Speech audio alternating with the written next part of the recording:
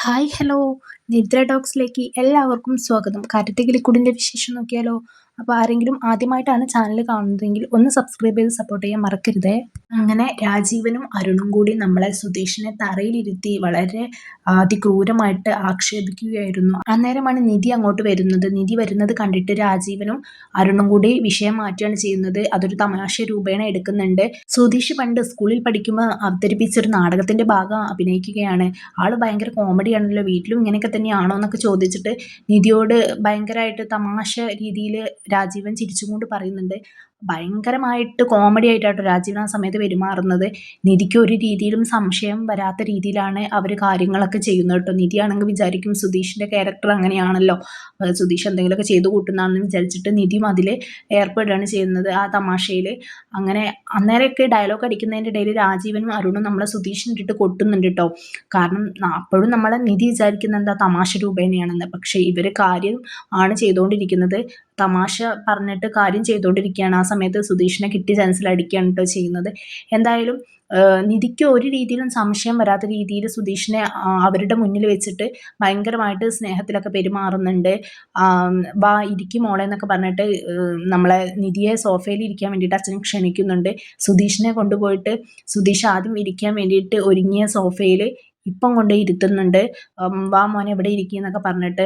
അപ്പോഴൊന്നും നമ്മൾ നിധിക്ക് യാതൊരുവിധ സംശയം തോന്നില്ലല്ലോ. നിധി ഇല്ലാത്ത സമയത്താണ് അവനെ ഭയങ്കരമായിട്ടുള്ള രീതിയിൽ അപമാനിക്കുന്നതും ആക്ഷേപിക്കുകയൊക്കെ നമ്മുടെ രാജീവനും അരുണും കൂടി ചെയ്യുന്നത്.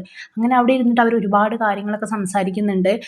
അതൊക്കെ നമ്മളെ നിധിക്ക് സംശയം വരാതിരിക്കാൻ വേണ്ടിയിട്ടാണ് കേട്ടോ അവരിങ്ങനെയൊക്കെ ചെയ്തു കൂട്ടുന്നത്. അതൊക്കെ കഴിഞ്ഞിട്ട് നമ്മളെ നിധി ഒരുപാട് കാലത്തിന് ശേഷം അവളുടെ റൂമിലേക്ക് കയറി ചെല്ലുന്നുണ്ട് കേട്ടോ. ഒരുപാട് കാലം അവൾക്ക് ഇവിടെ ഈ റൂമൊക്കെ മിസ്സ് ചെയ്തിരുന്നു എന്നുള്ളൊരു മുഖഭാവത്തിലാണ് അവൾ അങ്ങോട്ട് കയറി ചെല്ലുന്നത്. എല്ലാ ഇടങ്ങളും തൊട്ട് തലോടിക്കൊണ്ടിരിക്കുന്നുണ്ട് കേട്ടോ. അങ്ങനെ കുറച്ച് നേരം നമ്മളെ നിധി അവളുടെ കട്ടിലൊക്കെ കയറി ഇരിക്കുന്നുണ്ട്. എന്നിട്ട് ഓരോന്ന് ആലോചിക്കുന്നുണ്ട് കേട്ടോ. പഴയ കാര്യങ്ങളായിരിക്കും. ആ സമയത്താണ് സാന്ദ്ര അങ്ങോട്ട് കയറി വരുന്നത്. സാന്ദ്ര വന്നിട്ട് നീ എന്താ ഇവിടെ ഒറ്റയ്ക്ക് ഇരിക്കുന്നു എന്നൊക്കെ ചോദിക്കുന്നുണ്ട്. ഒന്നുമില്ല ഏട്ടത്തി, കുറേ കാലമായില്ലേ ഈ റൂമിലൊക്കെ ഇങ്ങനെ വന്നിരുന്നിട്ട്, അതുകൊണ്ട് ഇരുന്നതാണെന്നൊക്കെ പറയുന്നുണ്ട്. എന്തായാലും എങ്ങനെയാണ് നീ ഇവിടെ എത്തിയത്, അച്ഛൻ എങ്ങനെയാണ് അങ്ങോട്ട് വന്നത് എന്നൊക്കെ ചോദിച്ചിട്ട് ഈ സംഭവ കഥ ഒന്ന് നമ്മളെ സാന്ദ്ര ചോദിക്കുന്നുണ്ട് കേട്ടോ. എനിക്കിപ്പോഴും വിശ്വസിക്കാൻ പറ്റുന്നില്ല, അച്ഛൻ വന്നതും നിന്നെ ഇങ്ങോട്ട് കൊണ്ടുവന്നതൊന്നും എനിക്ക് ആലോചിക്കാൻ പോലും പറ്റുന്നില്ല എന്നൊക്കെ പറയുന്നുണ്ട് സാന്ദ്ര. അപ്പം നമ്മളെ നിധി കാര്യം പറയുന്നുണ്ട്. സുധീഷിനെ യാദൃശ്ചികമായിട്ട് കണ്ടതാണ് അച്ഛൻ. സുധീഷിന്റെ കോൾ ഡ്രൈവറായിട്ട് വന്ന ആളെ അച്ഛൻ്റെ ഫ്രണ്ടായിരുന്നു. അങ്ങനെയാണ് അച്ഛനെ സുധീഷ് കാണാനിടയായത്. അച്ഛനെ ഹോട്ടലിലേക്ക് എത്തിച്ചതൊക്കെ സുധീഷ് തന്നെയാണെന്നൊക്കെ പറയുന്നുണ്ട്. സുധീഷാണ് അച്ഛനോട് ഇങ്ങനെ പറഞ്ഞത്, എനിക്ക് ഈ വീടും നിങ്ങളെയൊക്കെ എന്തുമാത്രം മിസ് ചെയ്യുന്നു എന്ന്. അപ്പോഴാണ് അച്ഛന് എൻ്റെ അവിടെയുള്ള വീട്ടിലേക്ക് വരാൻ തോന്നിയതും ഇങ്ങനെയൊക്കെ സംഭവിച്ചതും എനിക്കും ഇപ്പോഴും വിശ്വാസമാവുന്നില്ല. അച്ഛൻ ഒരുപാട് മാറിപ്പോയി ഏട്ടത്തി എന്നൊക്കെ സാന്ദ്രയോട് ഇങ്ങനെ പറയുന്നുണ്ട് കേട്ടോ. അപ്പോൾ സാന്ദ്ര പറയാണ്, ഞാനൊരു കാര്യം പറയട്ടെ നിധി, നിനക്ക് ഇനി ഇവിടെ നിന്ന് പോവാതിരുന്നൂടെ, ഇവിടെ തന്നെ നിന്നൂടെ എന്ന് ചോദിക്കുന്നുണ്ട് കേട്ടോ. എന്തായാലും അച്ഛൻ നിന്നെ വന്ന് കണ്ടതും ഇങ്ങോട്ട് തിരിച്ചു വിളിച്ചതും ഒക്കെ അല്ലേ.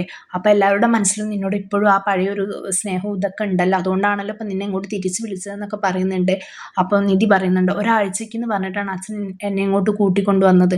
അപ്പം സാന്ദ്ര ചോദിക്കുകയാണ്, അപ്പോൾ ഒരാഴ്ചയിൽ കൂടുതൽ ഇവിടെ നിന്ന് അച്ഛൻ ഇഷ്ടപ്പെടുന്നില്ല എന്നാണോ നീ പറയുന്നത്? നീ തന്നെയല്ലേ ഇപ്പം പറഞ്ഞത് അച്ഛൻ ഒരുപാട് മാറിപ്പോയിന്ന്, പിന്നെ എന്താന്നൊക്കെ ചോദിക്കുന്നുണ്ട്. പക്ഷേ നിധി പറയുന്നത്, അതൊന്നും നടക്കില്ല ഏട്ടത്തി, എനിക്ക് തിരിച്ചു പോകണം. ഞാനിപ്പോൾ അവിടെ ജോലി കാര്യങ്ങളൊക്കെ നോക്കുന്നുണ്ട്, ഒരുപാട് കമ്പനീസിൽ കൊടുത്തിട്ടുണ്ട്, എനിക്ക് എന്തെങ്കിലും ഒന്ന് കിട്ടുന്ന ഉറപ്പുണ്ട്. അതൊന്നും ഇവിടെ നിന്നാൽ നടക്കില്ല ഏട്ടത്തി എന്നൊക്കെയാണ് കേട്ടോ പറയുന്നത്.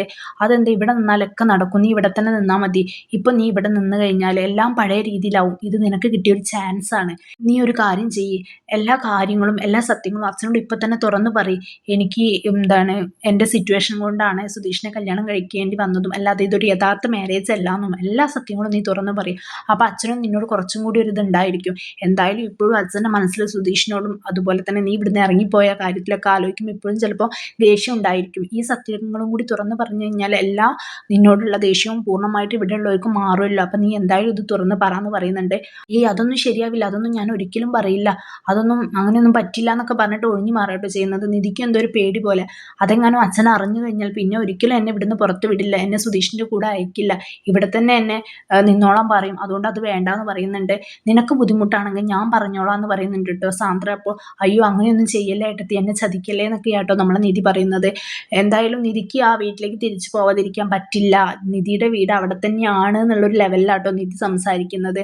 എനിക്ക് സുഭാഷേട്ടനും സുഭാഷ് ഏട്ടൻ്റെ വീട്ടുകാരൊക്കെ എത്രമാത്രം വേണ്ടപ്പെട്ടവരാണെന്നറിയോ?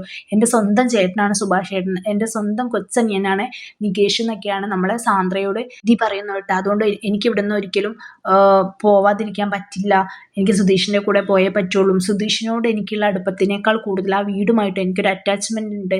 അതുകൊണ്ട് എനിക്കിവിടെ പറ്റില്ല ചേച്ചി, ചേച്ചി ഈ ടോപ്പിക് ഇവിടുന്ന് നമുക്ക് സംസാരിക്കേണ്ടത് ഇവിടെ അവസാനിപ്പിക്കുക എന്നൊക്കെ പറഞ്ഞിട്ട് ആ വിഷയത്തിൽ നിന്ന് വ്യതിചലിക്കാൻ വേണ്ടിയിട്ടാണ് നിധി നോക്കുന്നത്. പക്ഷെ വീണ്ടും വീണ്ടും സാന്ദ്ര ഓരോന്ന് പറഞ്ഞിട്ട് നിധിയെ ഇവിടെ തന്നെ പിടിച്ച് എങ്ങനെയെങ്കിലും നിർത്തണം എന്നുള്ള രീതിയിൽ സംസാരിക്കുന്നുണ്ട്. പക്ഷെ നിധി എന്തായാലും അതിന് താല്പര്യപ്പെടുന്നില്ല.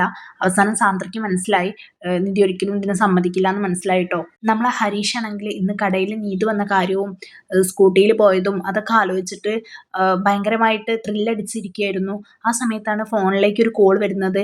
നീതു എന്ന് വിചാരിച്ച് ഭയങ്കര ആവേശത്തോട് കൂടിയിട്ട് പോയി എടുക്കുമ്പോൾ അത് നമ്മളെ സുധീഷ് ആയിരിക്കും കേട്ടോ. ഓ ഇയാളായിരുന്നു എന്നൊക്കെ പറഞ്ഞിട്ടാണ് കോൾ എടുക്കുന്നത്. സുധീഷ് ആണെങ്കിൽ അവിടുത്തെ വിവരങ്ങൾ പറയാൻ വേണ്ടിയിട്ട് ഹരീഷിനെ വിളിച്ചതാണ്. ഇവിടെ ഭയങ്കരമായിട്ട് എനിക്ക് അപമാനം സഹിക്കാൻ വയ്യ മോനെ, അതാണ് ഇതാണ്, നിധി ഉള്ളപ്പോൾ എല്ലാവർക്കും എന്നോട് ഭയങ്കര സ്നേഹമാണ്, അത് കഴിഞ്ഞ് ഞാൻ ആർക്കും ഇല്ല, നിധി ഇല്ലാത്തപ്പോൾ എന്നെ നിന്നങ്ങോട്ട് പൊരിക്കുകയാണ്, എനിക്ക് സഹിക്കാൻ പറ്റുന്നില്ല, ചില സമയത്തൊക്കെ ഞാൻ തീർന്നു പോകുന്നു, അപമാനം സഹിക്കാൻ വയ്യാതെ എന്നൊക്കെ സുധീഷ് ഇങ്ങനെ ഹരീഷിനോട് പറയാട്ടോ. ഓ അത്രയൊക്കെ ഉള്ളൂ അല്ലേ എന്നാണ് ഹരീഷ് പറയുന്നത്.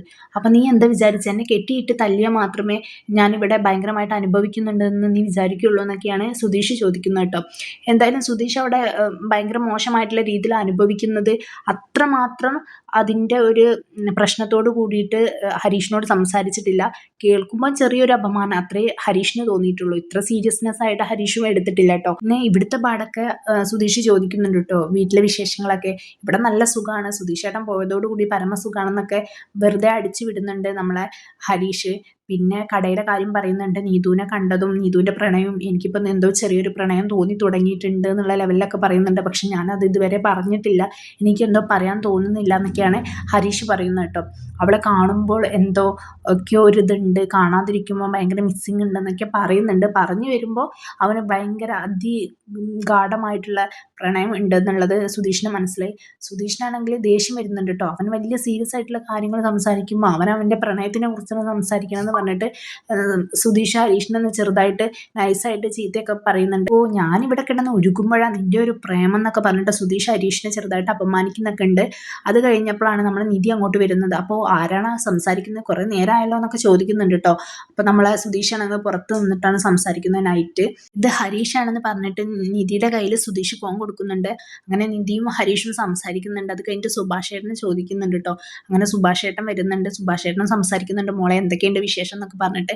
അപ്പോഴാണ് നിധി പറയുന്നത്, ഞാൻ വീഡിയോ കോളിൽ വരാം, നമുക്ക് കാണാമല്ലോ എന്നൊക്കെ പറഞ്ഞിട്ട് അങ്ങനെ അവർ വീഡിയോ കോൾ ചെയ്യുന്നുണ്ട്.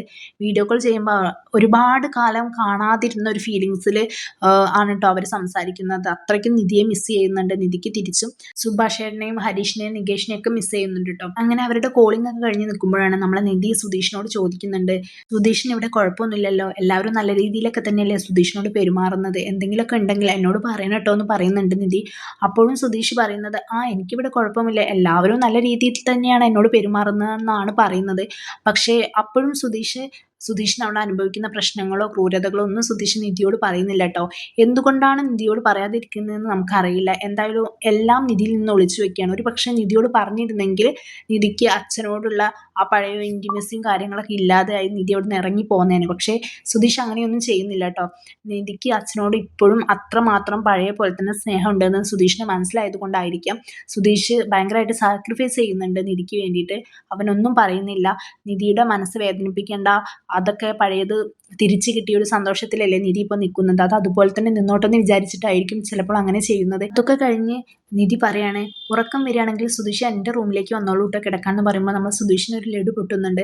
സുധീഷ് ഒരിക്കലും നിധിയുടെ കൂടെ നിധിയുടെ റൂമിൽ കിടക്കണം എന്നൊന്നും ഒരിക്കലും വിചാരിച്ചിട്ടില്ല കേട്ടോ. അതൊന്നും ഒരിക്കലും നടക്കില്ല എന്ന് അവനെ അറിയാം. അതുകൊണ്ട് അവൻ ആ രീതിയിലൊന്നും ചിന്തിച്ചിട്ടില്ല. അപ്പോൾ അവൻ അതൊന്നും ശരിയാവില്ല, അത് ബുദ്ധിമുട്ടാവില്ലേ, എന്ത് ബുദ്ധിമുട്ട്, നിങ്ങൾ അവിടെ വന്ന് കിടന്നില്ലെങ്കിലാണ് ഇവിടെ എല്ലാവർക്കും സംശയം തോന്നുന്നത്, അതുകൊണ്ടാണ് ഞാൻ പറഞ്ഞത് അവിടെ വന്ന് കിടന്നോളൂന്ന്, ബുദ്ധിമുട്ടാവില്ലേ എന്ന് ചോദിക്കുമ്പോൾ അത് ഞാൻ സഹിച്ചാൽ പോരെയെന്ന് നിധി പറയുന്നുണ്ട് കേട്ടോ.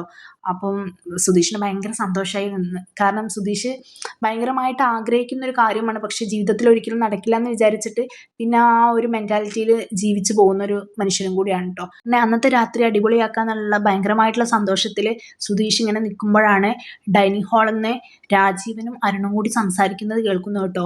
ആ ഡ്രൈവർ എന്നെ എവിടെ കിടത്തുന്നാണ് അരുണ് ചോദിക്കുന്നത്. അപ്പോഴാണ് അവർ ഈ സുധീഷിന് കിടക്കാനുള്ള സ്പേസിനെ കുറിച്ച് ഇങ്ങനെ സംസാരിച്ചു കൊണ്ടിരിക്കുകയാണെന്ന് മനസ്സിലാവുമ്പോൾ സുധീഷ് ഇത് എന്ത് ചെയ്യും, എന്തൊക്കെയാണ് ഇവർ പറയുന്നതെന്ന് അറിയാൻ വേണ്ടിയിട്ട് ഒളിഞ്ഞു നിന്നിട്ട് കേൾക്കുന്നുണ്ട് കേട്ടോ. എന്തായാലും നിധിയുടെ റൂമിൽ അവനെ കയറ്റരുത്, അത് ശരിയാവില്ല എന്നൊക്കെയാണ് പറയുന്നത്. നിധിയുടെ റൂമിൽ കാല് കുത്തി കഴിഞ്ഞാൽ പിന്നെ അവൻ ഇവിടെ നിൽക്കണ്ട, ഇപ്പം തന്നെ അവനെ തീർത്ത് കളയാന്നൊക്കെ അരുണ് പറയുന്നുണ്ട് കേട്ടോ. അപ്പോൾ രാജീവിന് അതൊന്നും അല്ല ഞാൻ പറയുന്നത്, അതൊന്നും ഇപ്പം വേണ്ട എന്തായാലും. അപ്പം പറഞ്ഞു വരുന്നത് രാജീവിന് ഒരു കാലത്ത് നമ്മളെ സുധീഷിനെ ഇല്ലാതാക്കും, ഇപ്പോൾ എന്തായാലും വേണ്ട എന്നുള്ള ലെവലിലാട്ടോ സംസാരിക്കുന്നത്. എന്തായാലും നിധിക്ക് സംശയം വരും ചെയ്യരുത്, എന്നാൽ നിധിയുടെ കൂടെ റൂമിൽ അവൻ കിടക്കും ചെയ്യരുത്. അവൻ ഇത്രയും കാലം ഇവിടെ ഡ്രൈവർ പണി എടുത്ത സമയത്ത് എവിടെയാണ് കിടന്നിരുന്നത്? ഡ്രൈവേഴ്സ് റൂമിലല്ലായിരുന്നു പുറത്ത്. എന്നാൽ അവൻ അവിടെ തന്നെ കിടക്കട്ടെ. ഇവിടെ ഡൈനിങ് ഹാളിൽ തറയിലൊക്കെ കിടക്കുമ്പോൾ നിധിക്കൊരു സംശയം വരും. അതുകൊണ്ട് ഈ ഒരു കാര്യവും സംശയം വരാത്ത രീതിയിൽ വേണം നമ്മൾ ഹാൻഡിൽ ചെയ്യാൻ. എന്തായാലും അവനെ നിധിയുടെ റൂമിൽ കാല് കുത്താൻ പോലും അനുവദിക്കരുത് എന്നൊക്കെ പറഞ്ഞിട്ട് ഭയങ്കരമായിട്ടുള്ള രീതിയിൽ ചർച്ച ചെയ്യുന്നുണ്ട്. ഇത് കേട്ടപ്പോൾ സുധീഷ് പറയുന്നുണ്ട് കേട്ടോ, മനസ്സിൽ വിചാരിക്കുകയാണ് ഒളിഞ്ഞു നിന്നിട്ട്, എന്തായാലും വേണ്ടില്ല, എൻ്റെ ഭാര്യയുടെ കൂടെ എനിക്ക് കിടന്നേ പറ്റുള്ളൂ, ഇവരുടെ പ്ലാനിങ് ഒക്കെ പൊളിക്കണം എന്നുള്ള രീതിയിൽ സുധീഷ് ഇങ്ങനെ മനസ്സിൽ സന്തോഷിക്കുന്നുണ്ട് കേട്ടോ. കാരണം അവൻ ഇത്രയും അഹങ്കാരത്തോട് കൂടിയിട്ട് പറയാൻ കാരണം നിധിയുടെ റൂമിലേക്ക് നിധി മുൻപ് തന്നെ അവനെ ക്ഷണിച്ചതാണല്ലോ. അപ്പം അതിൻ്റെ ഒരു സന്തോഷത്തിലാണ് അവൻ ഇങ്ങനെ ഒരു പ്ലാനിങ് മനസ്സിൽ വിചാരിക്കാൻ കാരണം. ആ സമയത്താണ് ഇവരുടെ സംസാരത്തിൻ്റെ ഇടയിലേക്ക് ഹേമ നമ്മളെ അരുണിന് പാലുമായിട്ട് വരുന്നത് കേട്ടോ. ഓതി നിധിക്ക് കൊടുത്ത ബാക്കി പാലല്ല, അവള് വന്നപ്പോൾ എനിക്ക് ഒന്നുമില്ല എന്നൊക്കെ പറഞ്ഞിട്ട് പരിഭവം പരാതിയൊക്കെ പറയുന്നുണ്ട് കേട്ടോ അരുണ് രാജീവനോട്. അപ്പോൾ നിധി എവിടെയെന്ന് ചോദിക്കുന്നുണ്ട് രാജീവൻ. അവൾ മുകളിൽ ബാൽക്കണിയിൽ നിൽക്കുന്നുണ്ട് എന്നാണ് ഹേമ പറയുന്നത്. എന്താ ഈ നേരത്തെ അവൾ ബാൽക്കണിയിൽ, അവൾക്ക് ഉറങ്ങൊന്നും വേണ്ട, ഞാൻ വിളിക്കുന്നു എന്ന് അവളോട് പോയി പറയാന്ന് പറഞ്ഞിട്ട് ഹേമ നിധിയെ പോയി വിളിക്കുന്നുണ്ട്. അങ്ങനെ നിധി വന്നിട്ട് ചോദിക്കുന്നുണ്ട്, അച്ഛൻ എന്നെ അന്വേഷിച്ചു എന്തേന്ന് ചോദിക്കുമ്പോൾ, നീ എന്താ ഈ സമയത്ത് അവിടെ പോയി നിൽക്കുന്നത്, നിനക്ക് ഉറങ്ങണ്ടേ എന്നൊക്കെ പറഞ്ഞിട്ട് അവർ ചിരിച്ച് സംസാരിക്കുന്നതിൻ്റെ ഇടയിലാണ് സുധീഷ് ചാൻസിൽ അങ്ങോട്ട് വരുന്നുണ്ട്. എനിക്ക് ഉറക്കം വരുന്നുണ്ട്, ഭയങ്കര ക്ഷീണം അളിയാ, ഞാൻ പോയി കിടക്കട്ടെ കേട്ടോ. നിധി നീ ഇല്ലേ കിടക്കാന്ന് പറയുമ്പോൾ, ഞാനുണ്ട്, ഞാനിപ്പോൾ വരാന്നൊക്കെ പറഞ്ഞിട്ട് അവൻ ഭയങ്കരമായിട്ട് ഒരു ഡ്രാമ കളിക്കുന്നുണ്ട്. എന്തായാലും നിധിയുടെ മുൻപിൽ വെച്ചിട്ട് നിധിയുടെ റൂമിൽ കിടക്കണ്ടെന്ന് സുധീഷിനോട് രാജീവനും അരുണിനും പറയാൻ പറ്റില്ലല്ലോ. സുധീഷ് ആ ഒരു ചാൻസ് നന്നായിട്ട് മുതലാക്കിയിട്ടുണ്ട്. എന്തായാലും സുധീഷ് ഇങ്ങനെ ഒരു പണി കൊടുക്കുന്നു നമ്മൾ ആരും വിചാരിച്ചില്ല. അളി എനിക്ക് ഭയങ്കര ക്ഷീണമാണ്, ഞാൻ പോയി കിടക്കട്ടെ എന്നൊക്കെ പറഞ്ഞ് ഗുഡ് നൈറ്റ് എന്നൊക്കെ പറഞ്ഞിട്ട് എത്രയും പെട്ടെന്ന് നിധിയുടെ റൂമിലേക്ക് പോവാട്ടോ ചെയ്യുന്നത്. രാജീവനും നമ്മൾ അരുണും അവരുടെ പ്ലാനിങ് നൈസായിട്ട് ഒന്ന് പ്ലിങ്ങിയ പോലെ ആയിട്ടുണ്ട് കേട്ടോ. എന്തായാലും ആ ഒരു സീൻ അടിപൊളിയായിട്ടുണ്ട്.